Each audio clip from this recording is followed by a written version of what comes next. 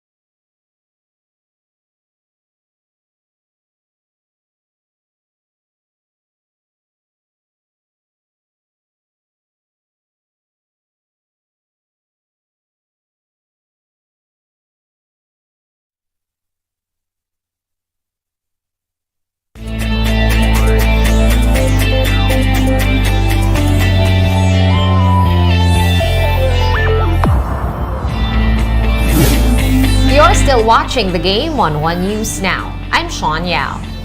The Creamline Cool Smashers pushed the PVL All-Filipino Conference Finals to a deciding Game 3 after pulling off a tough 5-set win over the Petrogas Angels. Marty Bautista is back with the story. The Creamline Cool Smashers only needed to win one set to take down the Petrogas Angels in Game 2 of the PVL All-Filipino Conference Finals. But due to Creamline's consecutive errors in the fourth set, the game moved to a pivotal fifth set. The Cool Smashers, however, showed poise, bounced back, and dumped the Angels for good. Final score, 18-25, 25-16, 25-18, 23-25, and 15-6 for Creamline. The win pushes the final series to a do-or-die Game 3. Michelle Gomabao led the Cool Smashers with 21 points while Tots Carlos chipped in 20 markers. Well, after the first game, we knew we had a lot of lapses that we had to fix, and everyone was very ready to, take up the challenge and prepare well. We only had one day to adjust for this game. We won today, but we know there's a lot more to fix, a lot more to work on, and a lot more to improve. Meanwhile, in Game 2 of the battle for third, the F2 Logistics Cargo Movers again squandered the first set to the PLDT high-speed hitters. But two close wins by F2 in the second and third set up the stage for a beating in the fourth frame where they led by double digits. Final 23-25, 25-23, 25-23, and 25-15 for the Cargo Movers. Kim D was again the high point woman with 19 points while Ara Galang added 14 of her own. With the win, the Cargo Movers have now secured the third place in the All Pinay tournament. We'll jump right back into PVL Finals action tomorrow, Thursday, for the sudden death Game 3 between Creamline and Petrogas. The game will be played at 5:30 p.m. at the Mall of Asia Arena. You can also catch the games live on One Sports and One Sports Plus. For News 5, Marty Bautista, we are One News. And in the PBA, the Barangay Ginebra Gin Kings are looking to finish off sister team San Miguel Beermen in the Governor's Cup semifinals. Despite being armed with a 2-0 lead in the best-of-5 series, the Gin Kings say that they will not be complacent and will continue to pressure the Beermen on both ends. On the flip side, the Beermen without Junmar Fajardo are looking to avoid getting swept. In 26 best-of-5 series in franchise history, this marks only the fourth time that San Miguel went down 0-2. Meanwhile, in the other sister team semi-series, the TNT Tropang Giga and the Meralco Bolts are looking to break a 1-all deadlock. Another back-and-forth game is expected between the top offensive team TNT and Meralco, the top defensive team. Action has begun over at the Smart Araneta Coliseum. San Miguel and Ginebra are now playing as we speak. Meralco and TNT will take the stage next at 5:45 p.m. Get your fill of the latest in sports at onesports.ph. The news day continues later at 4:30 p.m.